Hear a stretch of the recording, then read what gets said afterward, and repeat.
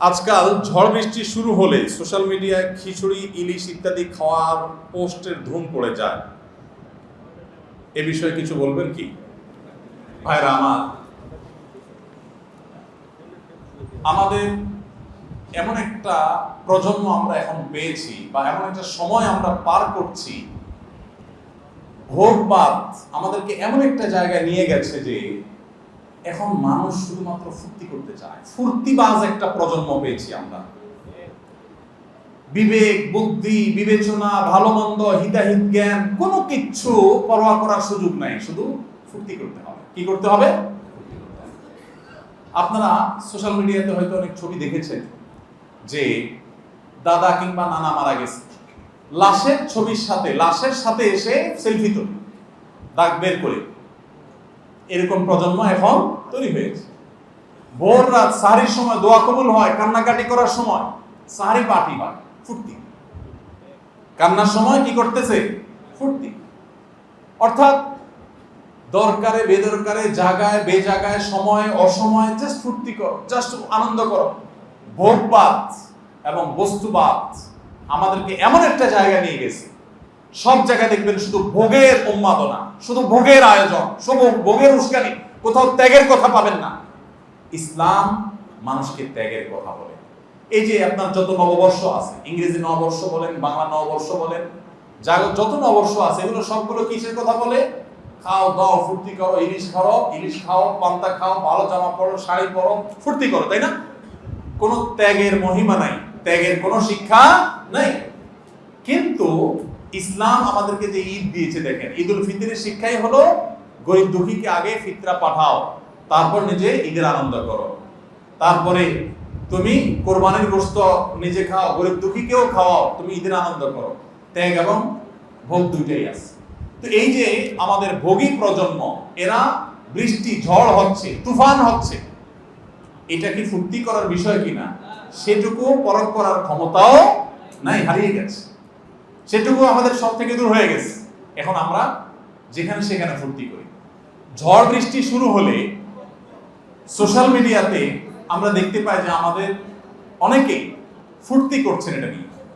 প্রচন্ড ঝড়ে গাছপালা সব ভেঙে চৌচির হওয়ার উপক্রম, চতুর্দিকে ভাঙনের আওয়াজ, এবং সমুদ্রের তীরে, নদীর পাড়ে থাকা মানুষ, গ্রামে থাকা মানুষ, তাদের কষ্ট এবং হাহাকার শুরু হয়। কারো ঘর জবজব করে সেখানে পানি পড়ে, কারো ঘর ভেঙে উড়িয়ে বাতাসে নিয়ে যায়, নানা রকমের সমস্যা হয়, এবং জলাবদ্ধতা নানা মানুষের কষ্ট হয়, অনেক মানুষের অসুবিধা তৈরি হয়। যেই ঝড়, যেই তুফান, যেই বৃষ্টি, যেই প্রাকৃতিক দুর্যোগ আমাদের নানা রকমের বিপদ ডেকে আনে, অনেক মানুষের কষ্ট ডেকে আনে, সেটা আমার ফুর্তির কারণ কিভাবে হয়?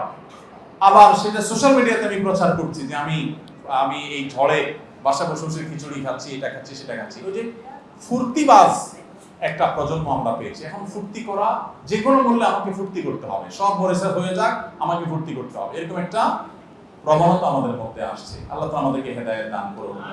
ভাইরা আমার, খিচুড়ি খান আপনি, এটা তো জায়েজ কাজ, সমস্যা নাই। ইলিশ খান আপনি, জায়েজ কাজ, সমস্যা নাই। কিন্তু যে ঝড় তুফানে আল্লাহর দিকে মনোনিবেশ করার কথা, আল্লাহর ভয়ে সন্ত্রস্ত থাকার কথা।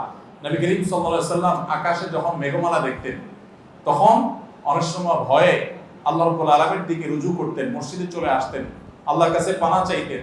কারণ আদ সামুদ জাতি, এই খিচুড়ি খাওয়া প্রজন্মের সাথে আদ সামুদ জাতির সাথে একটা মিল আছে। মিল হলো, কোরআন খুললে দেখবেন আদ সামুদ জাতি পৃথিবীর ধ্বংসপ্রাপ্ত জাতি, যাদের ধ্বংসাবশেষ এখনো পৃথিবীতে আছে, জর্ডানে আছে, সৌদি আরবের আল উলা নামক শহর, মাদায়েন সালেহ কোরআনে বর্ণিত শহর এখনো আছে, এবং তাদের ধ্বংসাবশেষ আছে। আমার সেখানে যাওয়ার সুযোগ হয়েছে, আমি দেখেছি।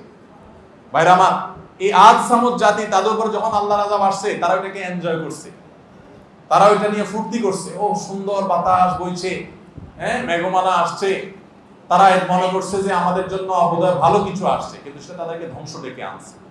তো একজন ঈমানদার, তিনি আল্লাহর ভয়ে সন্ত্রস্ত থাকবেন, তিনি ঝড় বৃষ্টি থেকে আত্মরক্ষার জন্য সর্বাত্মক প্রচেষ্টা করবেন, সতর্কতা থাকবেন, অন্যদেরকে সতর্ক করবেন, পাশাপাশি তিনি আল্লাহর কাছে পানা চাইবেন যেন আল্লাহ তাকে ক্ষয়ক্ষতি থেকে বাঁচিয়ে রাখেন।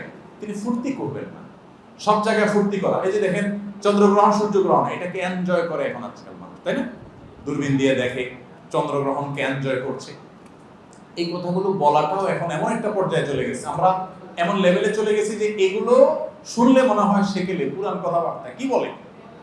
ভাইরা আমার, আল্লাহর আযাব বা গজব যখন আসবে, প্রতিদিন আসে না, প্রতি বছর আসে না, যখন আসবে এরকম অবচেতন অবস্থায় আসবে। আল্লাহ রাব্বুল আলামিন আমাদেরকে হেদায়েত দান করুন।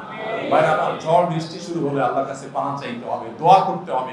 আপনি ভালো করে রান্না করে করে খান, সেটা আপনার ব্যাপার, কিন্তু সোশ্যাল মিডিয়াতে প্রচার করছেন, আপনি এনজয় করছেন বিষয়টাকে, এটা একজন মুসলমানের ধ্যান ধারণা, তার বিশ্বাসের সাথে যায় না। আল্লাহ আমাদেরকে বুঝার তৌফিক দান করুন। আসুন্নাহ ফাউন্ডেশন, উম্মার স্বার্থে সুন্নাহর সাথে।